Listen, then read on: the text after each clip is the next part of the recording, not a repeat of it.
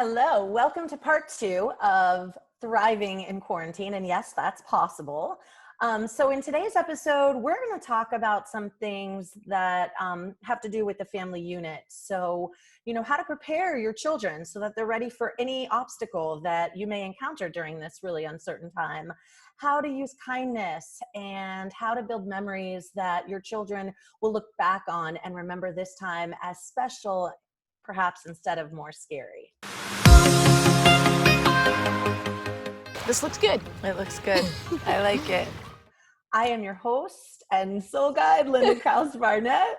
And I am your other soul guide, Patricia Ribeiro-Wolfson. We've decided for the last week that we're hosts too, as well as. It's okay. We're the hostess with the mostest. We're the soul guides. We're whatever we need to be in the moment. So that was what the moment called for. Yeah, let's say we've definitely been learning how to wear every hat imaginable in LaCroix hats. And I don't know if you follow me personally. I've had lots of hats. Make sure you follow her personally. We have talked about this before, but if you have not been following her on social media, she has wonderful suggestions of how to cover your roots if you can't get to the salon. Yeah, quarantine has really opened up my funny side, my I don't really give a shit what I look like side. So that's been interesting. I think that's the funny thing too, and I agree with you, and it's a great point to bring up, is there's something about this, like, WTF moment oh my God, that we are living that also is kind of like, well, I don't care anymore what people think, what people say. Right. Like, I'm just going to be me because I'm kind of stuck at home and going crazy. So I'm just going to put it all out there. Yeah. And it's liberating. It's so liberating. I mean, it feels great. Again, allow us to bring out the nuggets of light, because that's what's needed during darkness. So we're not making light of anything. We're not minimizing the situation, but what we're doing is finding little pieces of gold in a tumultuous time, because that's necessary too.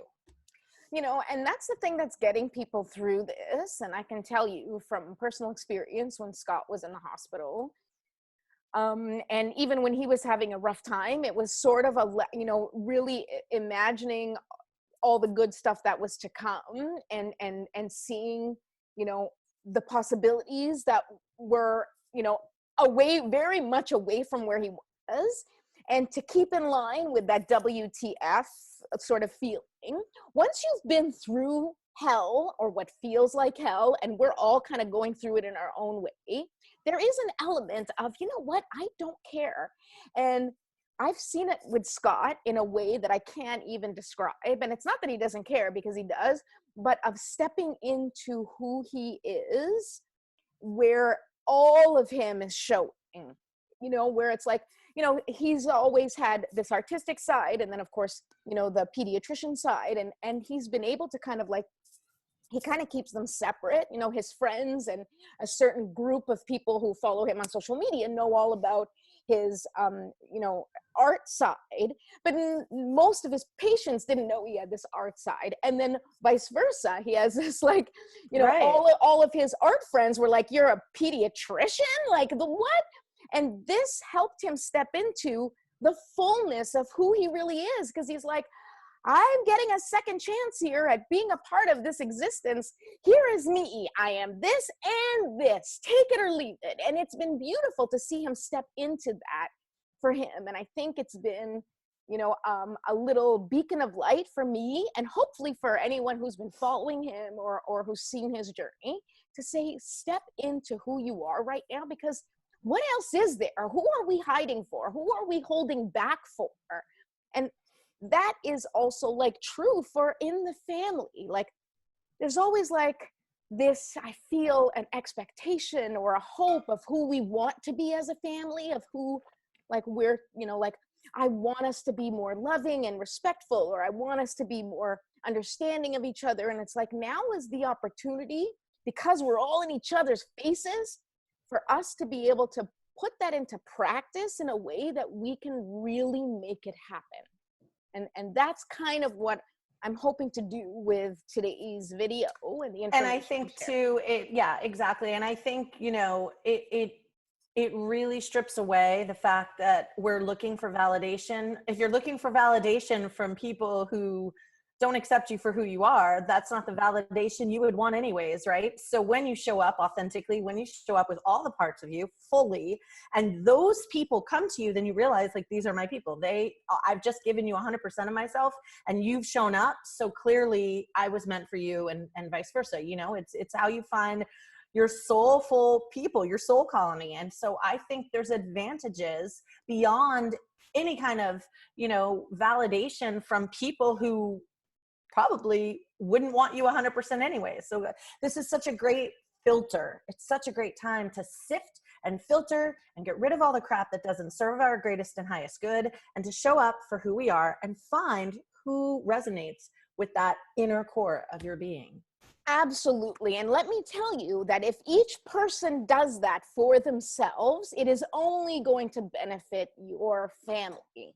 Because if you embrace and accept yourself for who you are fully and completely, and, you know, present yourself that way to your direct family, because sometimes those are the hardest people. We have the hardest time sometimes showing our true selves and our full selves to the people that mean most to us, right? Like, we tend to compartmentalize. But if we show up fully as ourselves, then we automatically give our children permission to show up fully as themselves. And then you hold space for them to ask questions, to explore, to, you know, be who they need to be in whatever phase of life they're in that they need to discover who they are. Having that environment at home is only going to help you get closer to that goal that we all have, which is to feel loved and respected at home. What we covered the first time is on the thriving tips that we talked about in the first video, which we will have a link to below this video if you haven't seen part one yet. In the part one video, we talked about being flexible, how to cultivate a team mentality, and that gratitude is your superpower, and that being sort of my rule for life, is that gratitude is your ultimate superpower. And today we're going to talk about open and honest communication, how to prepare your family for anything, making memories, and of course, something we need to be carrying with us all the time, not just during quarantine, being kind. I'm going to take you through these tips today, and I really just want to put out there that this, although is directed at thriving in quarantine with your family and still keeping a loving household, but really these are tips that you can use at any time of the year. It is something that you can implement now during quarantine because things are so, you know, everybody's so on top of each other, and you're kind of forced to deal with each other in a way that you maybe have not had to deal with each other, like everybody at home. Of course, unless you're an essential worker, you are probably at home with your children, and your spouse is probably home, or your partner, and it really can add a lot of tension. And as I said in the previous video, you add to that any fear or anxiety or uncertainty, whether in health or in finances, and you really have a recipe for a lot of tension and potential aggression at home. Right now is a time where everything is heightened, and, you know, especially fears, anxieties, and everything else is adding pressure on top of an already unprecedented situation. And, you know, we're basically in a pressure cooker at home right now, and you may find yourself in this situation too. And we are being forced to deal with each other and forced to deal with any wounds that are coming up, any limiting beliefs that are coming up.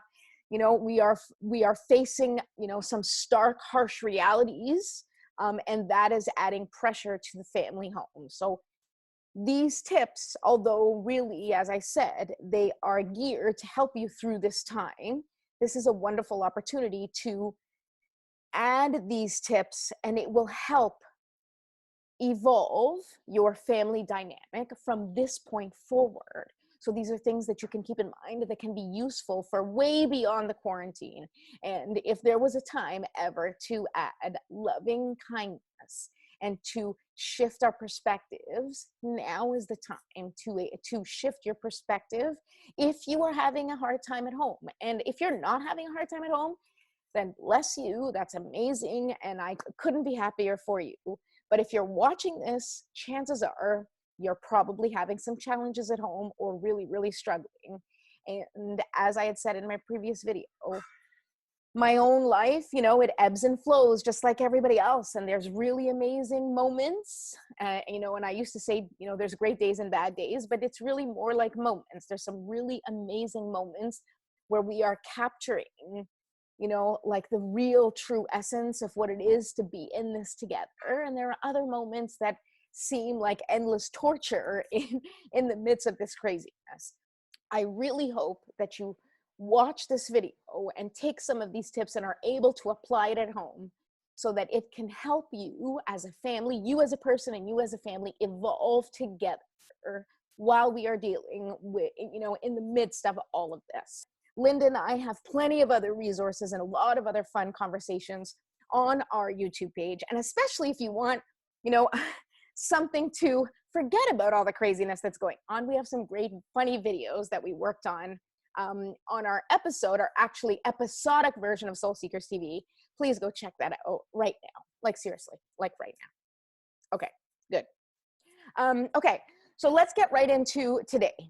And if you're interested in getting, these slides in a PDF form, so, because you want to follow along or because you want to have it at home, then I will have a link. I have a link in the description and you can just click on the link and I will send you a PDF copy of these slides. Okay, so the last point we made last time was gratitude is your superpower. And today I'd like to start with open and honest communication. Now, having open and honest communication is essential at this time because we're all stuck in this together. And so if you are hiding parts of yourself or you are not being open and authentic or you're not allowing your children to express themselves in the way that feels right for them, this is going to add more challenges to an already challenging situation. So just to quickly go through these points and I'll go deeper, you have to create a safe space. So everyone should feel as though they can speak freely. Everyone's feelings should be validated. Everyone's concerns should be discussed. And all solutions are welcome without judgment.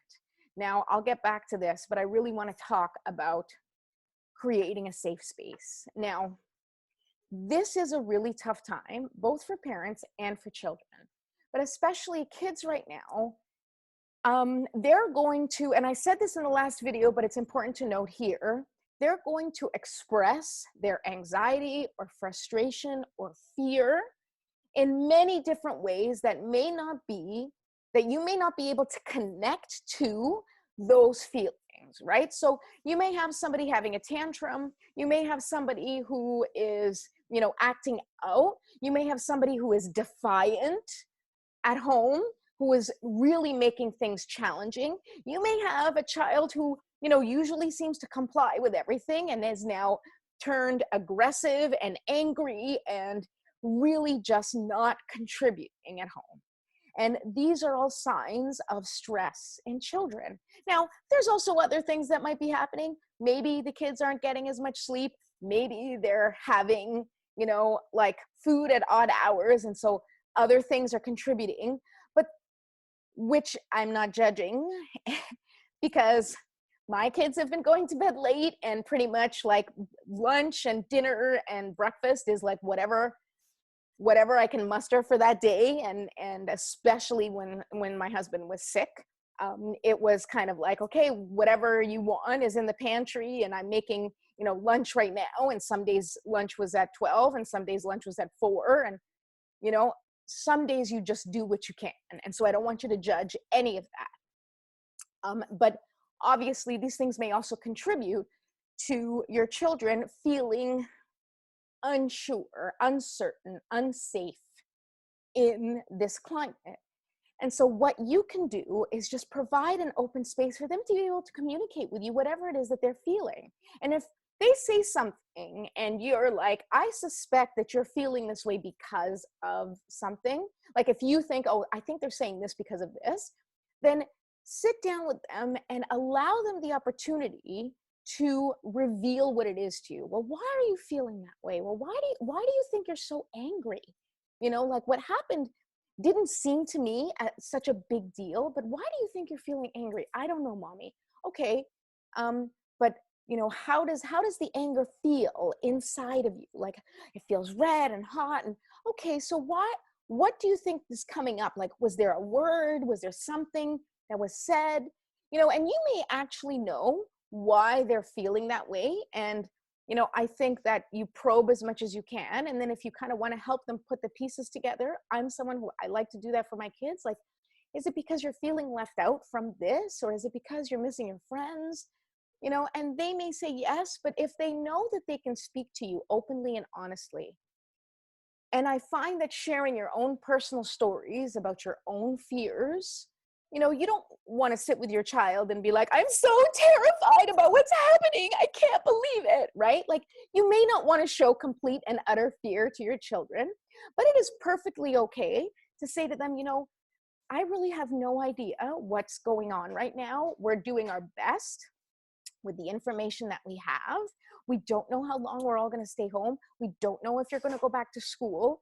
We don't know if daddy's going to be able to go back to work. So here is, what we know, and here's what we can control. And all we can control and all we know are these things. So if we look at that as the things that we can be confident in, how should we move forward? And include them in the conversation and allow them to give their opinions and allow them to come up with some ludicrous solution that at first may seem ridiculous to you. But if you validate their solutions, then you are opening up the table for them to be able to share the thoughts that they have, right? And let's say, Mom, I think we should, just go and help all the people by doing this. Oh, that's a lovely idea. I'm not sure that we can go out and do that because we need to social distance right now, but what a wonderful suggestion. How can we do that in a safe way? Oh, maybe we can do it this way. Fantastic. I love that idea. And if you don't love the idea, or if it's not something that's possible, say, you know what, I think we need to work on that idea a little bit more. How about we sleep on it today, and tomorrow, if you have another way to do it that's possible, then we can talk about it again. So you are encouraging them to be creative with their solutions. You are letting them know that their opinions and their thoughts are valid. That is super important right now. And they may be missing their friends, and you might be like, it's okay, you're going to see your friends again, big deal, right? Maybe you do think it's a big deal, or maybe you don't. Maybe you don't think it's a big deal because you are so overwhelmed with the people in your family who are in the hospital, and your husband lost his job, or your wife is an essential worker and is exposed to coronavirus every day. Like, whatever's happening in your life is so overwhelming that you think, like, please, your problems are not that big of a deal. In your home, it needs to be a safe space where everyone feels like their feelings are valid, and what is a big deal to them is a big deal and acknowledged as such. Now, obviously, you address it with love and kindness and say, I understand. This is really frustrating and I can relate. I have this and that's really stressful for me too. So let's be here for each other so we can either come up with solutions together, or at the very least, let's just hold each other. Let's just give hugs, and maybe that will make us feel a little bit better. Allow your children to see that you trust them, that you love them, and that you validate them. Because when children feel seen and heard, then they will flourish in whatever environment they are in. And I truly, truly believe that. And that's, like I said, not just for this, but also for anything else and any other time. Okay, so let's go back to the slide. Tell the truth. Please tell the truth. Okay, obviously using age-appropriate conversation, because you're not gonna, be talking to your 2-year-old in the same way that you're talking to your 12-year-old, but don't make stuff up. Be honest with your kids, because they may not know what you're saying, but they can sense your energy. They can sense when you're hiding something or you're tiptoeing around something. Obviously you may be tiptoeing because it's sensitive information. You don't know how to say it. And you can say to them, I'm trying to find the right words to explain this to you.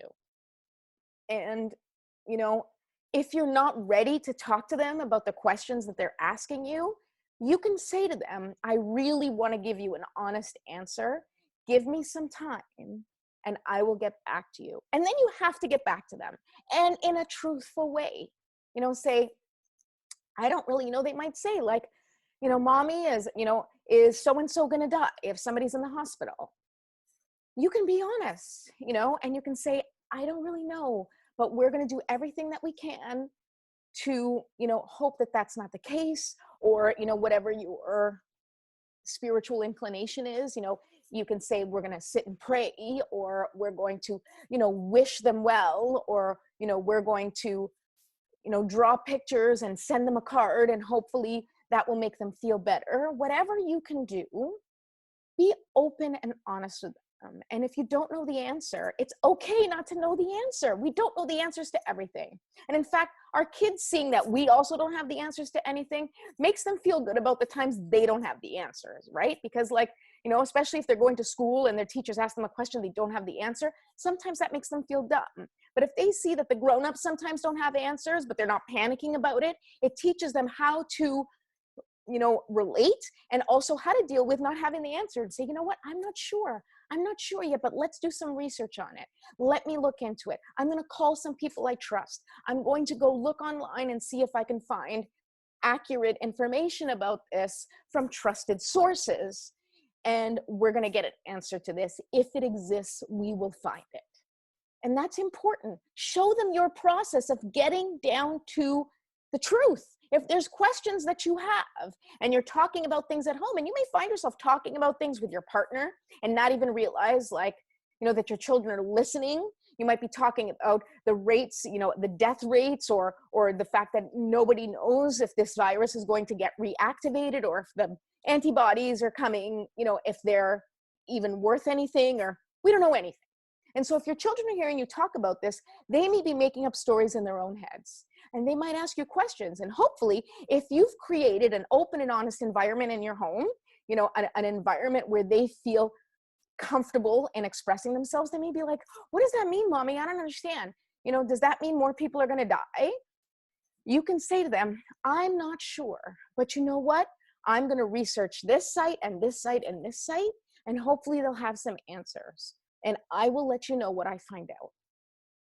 Then they see we're teaching them how to critically think. We're teaching them how to come up with solutions on their own. We're teaching them how to deal with traumatic situations in a way that they can sort of grasp, right? Because they're seeing it unfold in front of them. And so when they face their own challenging situations when they're older, they can be like, I remember that when we didn't know what was happening with the whole coronavirus, this is what my parents did. And it made me feel better, and it made them feel better. And so now this is how I'm going to deal with it. Because that's all we can do, is we can only lead by example. Okay, so I want to go to the next. So I don't want to make this too long, but I'm like really going into it here. Prepare your family for anything. Now, this is super important. And this occurred to me, I guess about 3 weeks ago. 3 weeks ago almost, when Scott was in the hospital. And I also had the coronavirus, and he was in the hospital with it.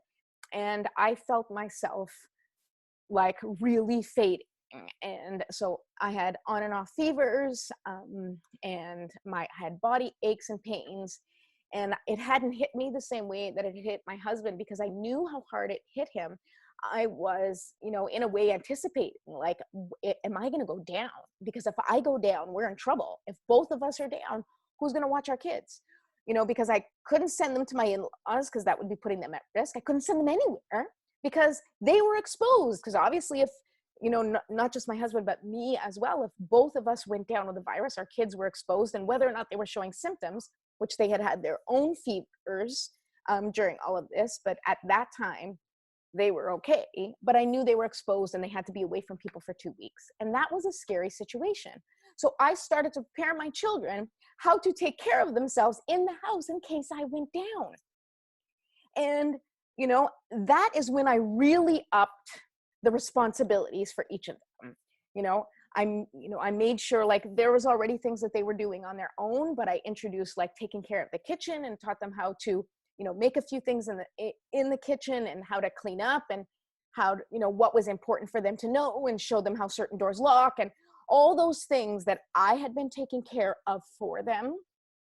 I made it a priority to let them know how I did things in case I was unable to do them, because I knew if I got sick and I was down for the count like my husband had been, I would not be able to leave my bed and I couldn't help them. So all of the details of where I keep things in the pantry and where the dog's food was and how much he gets to eat, and like all of the stuff I taught them and encouraged them to do on their own while I was still standing. Now, gratefully, I can say I am so thankful that I didn't go down, but now they're prepared. And now they are able to be much more responsible and contribute a lot more in the home than they ever were before. And so, as I said, these tips are not just for thriving in quarantine, but this is for any time. It is important for your family to be prepared at any time for anything, because yes, right now, coronavirus is the thing that's happening. And so potentially someone may go to the hospital, someone may be sick, or, like, what do we do in these circumstances? But there may be other circumstances in your life. There may be other things that your kids need to be prepared for. So I really hope that you take this to heart and, take a look at your children, educate them about what's happening right now in this particular case. Teach them how they can prepare themselves so they can feel safe. This is not teaching them for them to be afraid, but say, hey guys, no matter what happens, we're going to be okay. And I'm going to make sure that you're going to be okay, because I'm going to prepare you for anything that comes up. These are the most important things you need to know in order to run this house in case we are sick. And, one of the things that I do, each person should have a job or method of contribution at home, and it almost doesn't matter how old they are, because even if they're really young, they're able to contribute in some way, whether that's tidying up their toys, whether it's collecting clothes and putting it, in the laundry basket, whether it's setting the table, and if you need to have paper plates, have paper plates. Like, literally say, here's the paper plates, if you need to set the table, if you guys need to eat, use these. Or if you want to teach them to do the dishes, which is what I did with my own kids, but my oldest is 12, and my other two are 9 and 7. So they're all old enough to be able to contribute in those ways. And they all, can take a little bit more responsibility than if you have 3 kids under 5.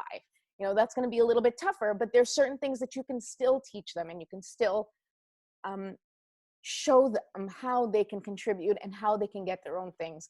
And I encourage you to do that, because it will also help make them feel independent in the home at other times when we're not dealing with a pandemic.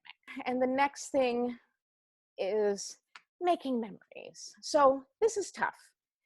This is tough because if you're in a situation that you're struggling, you may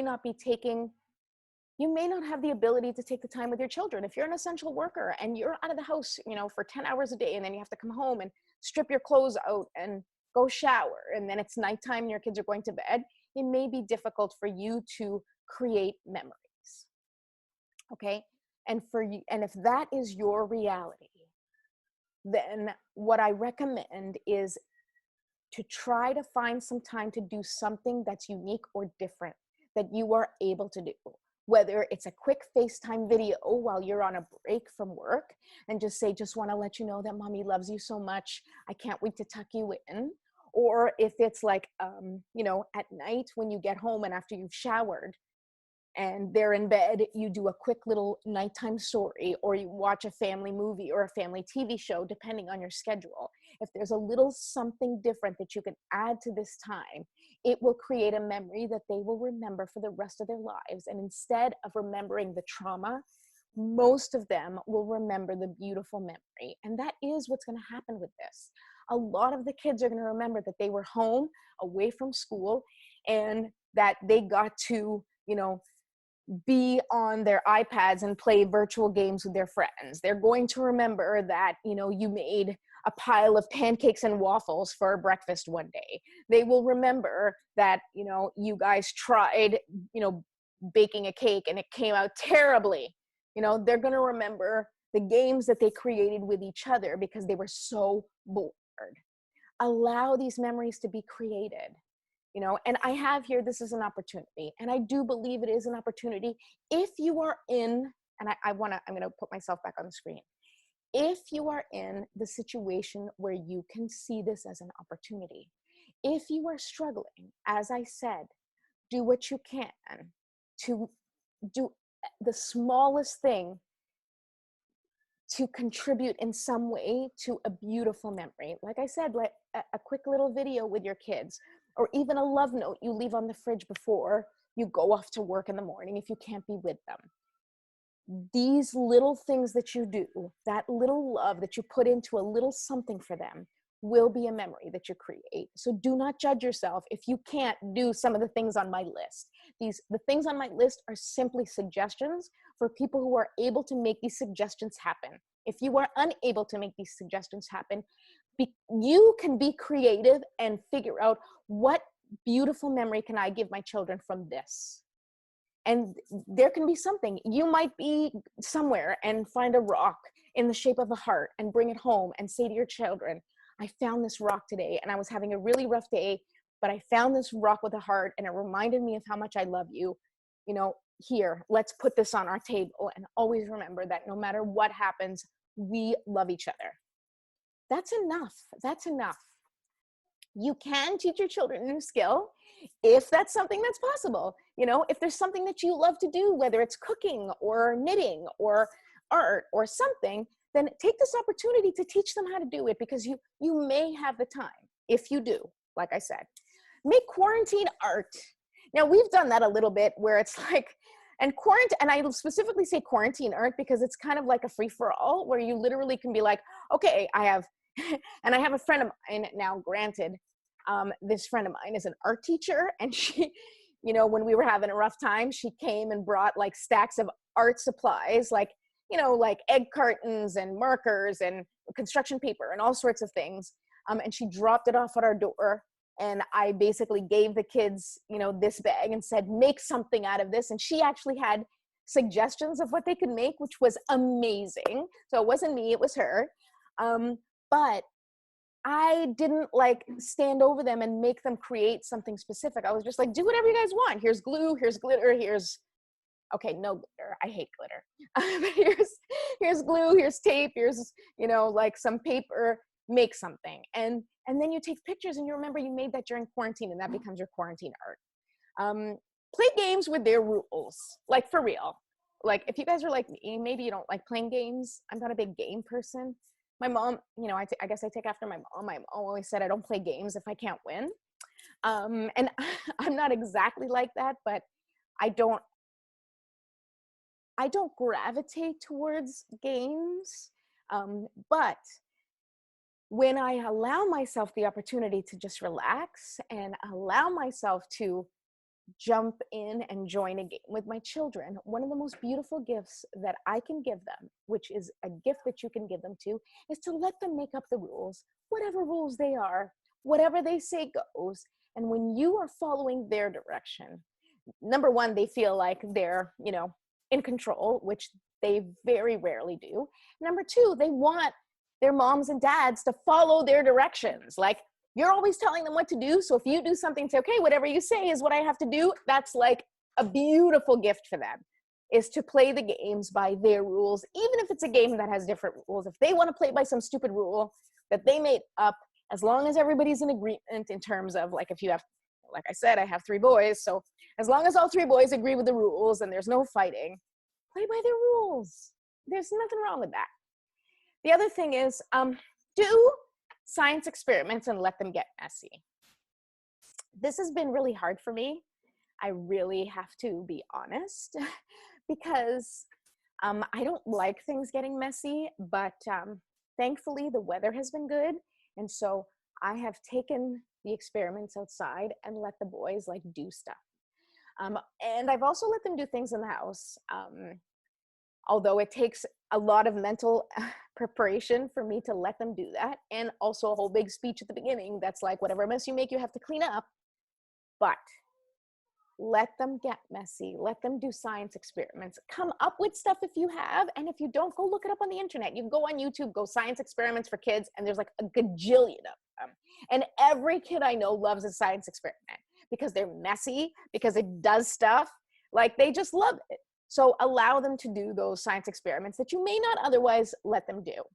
And like I said, this is good for quarantine, but even when quarantine is over, you might want to consider, like, once in a while letting them get super messy.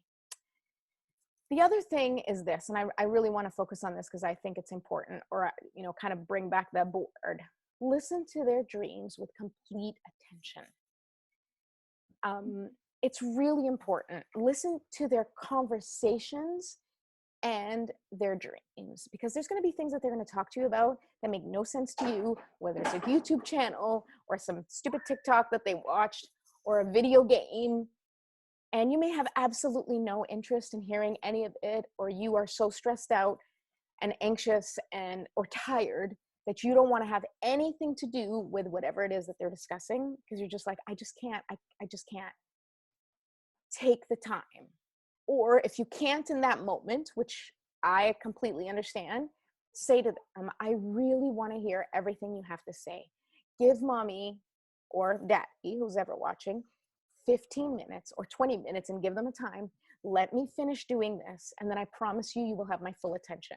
And then at the end of that time, you have to go and give them your full attention and let them tell you, as my son asks me for ice cream, let them feel like you care about what they care about. That's the best way for you to guarantee that they will always come to you. And you may have little kids, 2 or 5 or 10 or 15, especially as they start to get older. There's going to be things going on in their lives that they may not want to tell you. But if you always were open to listening to them and giving them your attention when they needed you for the dumb stuff, what you may perceive as dumb, when the things get more serious, they're going to feel comfortable opening up to you. You can have that. They're going to feel a lot more comfortable telling you the things that make them uncomfortable or that they want to get off their chest. Open that door. The last thing that I want to end with, and this won't take too long as we wrap this up, but it really, really matters, is kindness. Please, please be kind. Establish your kindness reminders. Now, I literally have a list of kindness reminders, and my kids aren't big fans of it because I put it on a poster board in the house. But I do refer to it from time to time. And I think it's good energetically to just have it up here as a reminder, so that if they glance at it, they'll know what the kindness reminders are. And we made our own kindness reminders, which is something you may want to do for yourself. You can come up with your own kindness reminders at home, like what you feel is an example of kindness in your home, and write it down and talk about it. You can either put it on a board, or you can just talk about it at a dinner table, or jot it down somewhere, or message each other on a Facebook group, depending on how old your kids are, and talk about the importance of being kind to each other, especially in the home, but not just in the home. Be kind to yourself, be forgiving, be kind, be gentle, be compassionate.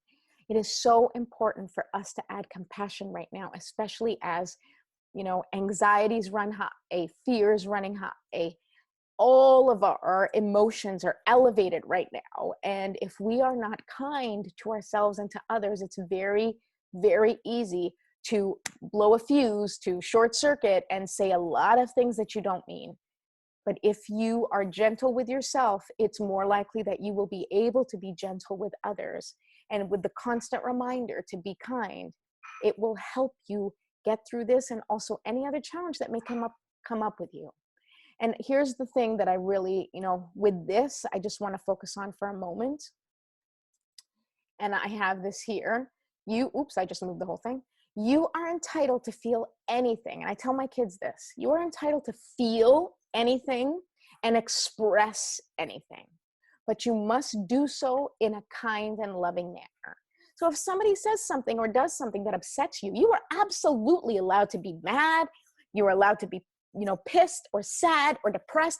All of those things are okay. What you are not allowed to do is put your hands on someone else in anger and do something to them to hurt them.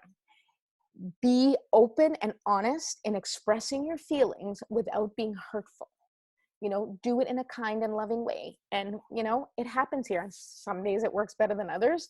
But the more I focus on it at home and the more I demonstrate through my actions, the more they do it for each other, where they may say, I really don't like what you did. I mean, they'll call each other names. They may, like say all the mean things, but then they very often will step back and say, you know what? I don't like that you did that. It hurt my feelings that you said that to me. It hurt my feelings that you played the game and you didn't follow my rules. Please don't do that again. And then you have them discuss it and have a dialogue, because that is the best way to teach them to deal with any conflict that may come up at home and outside of the home. It may not always work that way, but the reminder is important. And the other thing that I want you to remember is kindness leads to more kindness. So the more kindness you give yourself, the more you will give to other people. The kinder you are to other people, the more likely those people will be kind to others, because it is contagious. Kindness is contagious. Gratitude is contagious. Love is contagious. So especially when we are living in times like this, remember that you and your energy is contagious. And how you manage at home will be reflected in everybody in the home. Just like they will reflect onto you, you will reflect onto them. So it is so important for you to be connecting to yourself, be kind to yourself, be grateful in whatever way you can be, in order for you to be contributing loving, respectful, and positive vibes at home. And that will be contagious to everyone else in the household. And you do what you can when you can. You do the best that you can whenever you can do your best. And that's it. So I'm going to go to the end right here. So we have hashtag stay home and thrive. Remember to be flexible. Cultivate a team mentality. Gratitude is your superpower. Open and honest communication, creating a safe space in the home. Prepare your family for anything. Make beautiful memories in any way that you can. And of course, be kind. Be kind to yourself, be kind to others, and understand that everybody, and I've seen this quote many times, and I really can't imagine that it would be any more applicable than it is right now. Oh, everyone is fighting a battle that you can't see. Just be kind. And I leave you with that. I hope this was helpful in some way. If you have any questions or comments, please leave them below. And don't forget to subscribe to our channel to get any videos that may come out. And as I said, you can go into the description below and you can get a copy of Surviving Quarantine and Still Loving Your Family, the PDF, by clicking on the link below.